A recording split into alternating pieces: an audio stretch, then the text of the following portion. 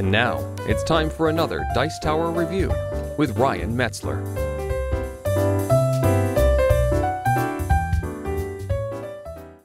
Hey everyone, Ryan Metzler here, and today we're going to be taking a look at the Heavens of Olympus, which is a game by Rio Grande Games for 3 to 5 players about kind of trying to put planets into the sky. And there's going to be orbits, and you're trying to get the majority in different orbits, the majority of connected planets, and the majority in different kinds of sectors, divisions. And in doing so, you're going to earn victory points. So basically, you're going to be playing cards in order to place these planets, and then you'll score points for doing so. Now that I've given you that real brief overview, we're going to take a look at what comes inside this box, we're going to look at how the game plays, and we're going to look at what I think about it, but also make sure you check out Board Game Geek because I have an extra copy of this game that I'm going to be giving away in a small contest. There will be details posted there, so check it out if you have a chance. Now, let's go and take a look at the game. So here you can see the board for the Heavens of Olympus, and what you're looking at here is an area where players are going to be placing planets. You have this area for light, which you're going to need in order to make your planet shine at night, and then you have a scoring track, and you have several different gods positioned around the boards with different variable powers that you're going to be able to use by playing cards. You're also going to have a turn track here, which is dividing into day, evening, and night. Day and evening are kind of going to be player turns, and night is going to be a scoring round. So you'll see that there's going to be 5 scoring rounds in the game. Now, at the beginning of the game, each player, in player order, is going to be able to place these tokens out onto the board. You'll see they have these bright sides and they have dark sides, and each player is going to place them out on the board. Now, in a 3-player game, the top 2 sections aren't used. But essentially, each player is going to have a chance to place a planet onto the board, and the next player will place a planet. Let's say they put it here, and the third player will place a planet from their board. Maybe they'll put it here. And then each player is going to place one more planet, but they can't place it in the same orbit. So you'll see these are divided into orbits, and the orbits are going to be worth points. So since the player has one in the second orbit, they can't put it there, but maybe they'll put it in the first orbit. The red can't place in the third, so maybe they'll place it in the second. And the yellow can't place in the second, so maybe they'll put it all the way out in the fourth since nobody else is playing out there.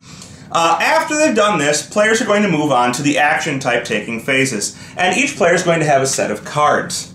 The cards that a player has are all going to be the same. Each player is going to have 4 cards, and they're going to choose one of these each turn in secret, simultaneously, and then they'll reveal them. So the deck of cards that everybody's going to have is going to be the same. Each player will have 4 cards, representing gods whose favor you can use in order to accomplish certain things. So here we have the Aether's Torch card, and what this is going to do is going to let you get light, which will be useful for night for making all of your planets light up, which will score you points. If your planets don't light up, they don't count for anything and won't score you points. And you're going to be paying in what's called power, and you have 16 power at the beginning of the game in a 3-player game, and you'll pay power in order to get more light on this torch track. So if you want to get 1 more light, you're going to have to pay 1 power, 2 light, 2 power. 4 power will get you 3 light, and so forth and so on. If you choose the Hermes' Aaron card, you're going to be taking a planet and putting it out into the orbit somewhere. You must already have a planet on your board, which you can get from another card, but if you have a planet, you can take that planet and put it out into the board on an orbit. And for doing so, you're going to actually get points. You're going to want to distribute them because there's different ways to score points. Distribute them around the board, but essentially when you place into a region, you're going to get points for each of the areas there that doesn't have one of your planets. So if we look at this region, there's 4, 5, 6, 7, 8, 9 areas that do not have yellow's planets. They're going to take that number, divide it by 2, and round up. So they're going to get 5, not actually points, they're going to get 5 power for delivering this planet, putting this into their area if they play that card. The next card is Zephyrus' Breath, and you can see that here. And what this is going to do, you're going to have to pay power, 1 power, and it's going to let you switch 2 planets. Now, you can't switch 2 of your own planets, and you can't switch 2 of opponents' planets, but you can switch other planets in order to try and get them next to each other and form larger constellations. For doing so, you're going to score a victory point. So if you switch 2 planets, you're simply going to score a victory point on the victory point track. The 4th and final card is called Hephaestus' Forge, and this is going to be the way to get new planets from your supply onto your board so that you can put planets out. You'll see that it costs you power to do so, so you're going to pay in these tiles. 1 power will get you 1 planet, 3 will get you 2, and 6 will get you 3. You can only take planets if you have space for them on your board. So you're going to be trying to balance getting space on your board with getting planets on your board, putting them into the sky, and swapping planets around, all in order to score points. There's one final thing you can do, and that's up here, and it's called Tyke's Mercy. And what this allows you to do is trade in victory points to get power. So essentially, if you're the first place player, you can trade in a victory point and get 1 power. And if you're anybody but first or tied for first, you can trade in 1 victory point to get 2 power. And you can do this as many times as you like to get more power. After you've taken a full action phase, you're going to move on to the next one. But there's an important thing to note. If anybody takes the same actions, let's say, for example, the blue player and the red player take the same action. For each player that takes the same action as you when you reveal your cards, you're going to have to pay power. 1 power per person that takes the same action as you. So if 2 players take the same action, each one has to pay 1 power. Whereas if 3 players take the same action, each player will have to pay 2 power. This is going to be important because oftentimes you're going to be choosing the same action as someone, and you'll have to pay your power before you can take the action. Eventually you're going to get to the nighttime phase, and you're going to score points during the nighttime phase for various different things. So the first thing you're going to do at nighttime is you're going to check how many planets you have on the board. And when you do this, you're going to look and see if you have enough light to light all of them up. After that, you're going to look and you're going to score points. And Zeus is going to give you points based on your positions in all of these areas. The first thing you're going to do is you're going to score 1 point for each of the different zones you're in. So there's zone here, and a zone here. So yellow is in 2 of the zones, they would get 2 points.